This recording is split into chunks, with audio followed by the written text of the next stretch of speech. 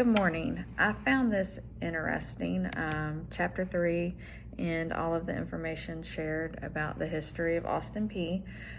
When looking at the timeline, we started with the colonies in the 1600s, and that was all the Puritans, and it was kind of homeschooling. And during this time, families were responsible for educating children.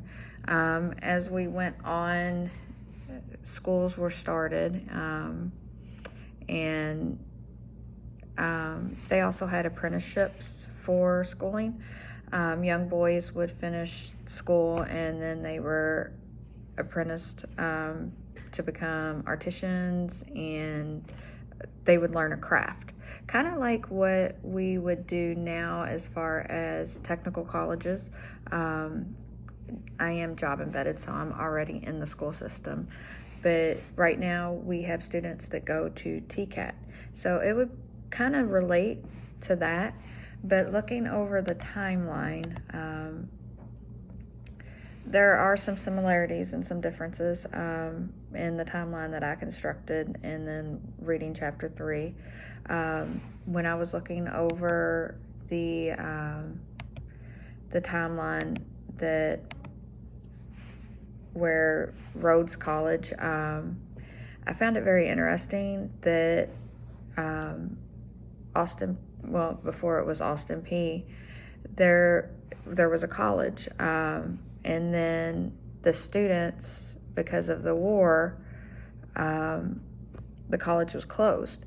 So it's crazy to me that because all of the students except 2 left for the Confederate Army. That is just amazing to me, that there was such an impact of a war that a college would have to close. But I think it's pretty awesome to look back at the history of Austin Peay and where it all started and how it has evolved from not just male students to not only male students, but African American and women, and it's just everything has just evolved. Kindergarten was not required. It would be almost like what preschool would be for us now, where it's optional, or a Head Start program. But now kindergarten is required, and education has just evolved over the years. And it's amazing how much it has evolved even since COVID. I think COVID has played a huge impact on our education system and what our students are expected to do.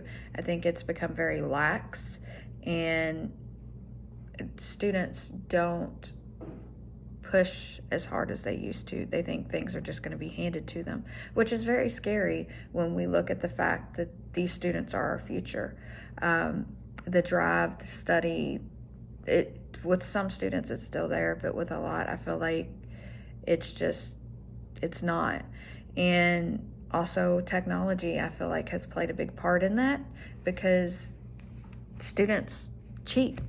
I mean, we have not only Google, or where they can search, we have Chegg, we have AI now. Even AI, my daughter, who is a college student now, was showing me a program that she was shown where it literally will write the paper for you. What are students learning from this? Students aren't learning how to become responsible and how to write papers or how to become educated. They're learning how to cheat. And it's concerning that these students are our future presidents, our future governors, our future military. And it's a scary thought. But after looking over everything, I learned a lot about Clarksville. I learned a lot about Austin Peay. I learned a lot about the history of education, and it is amazing how much it has evolved, and I'm anxious to see how it will evolve in the future. Have a wonderful day.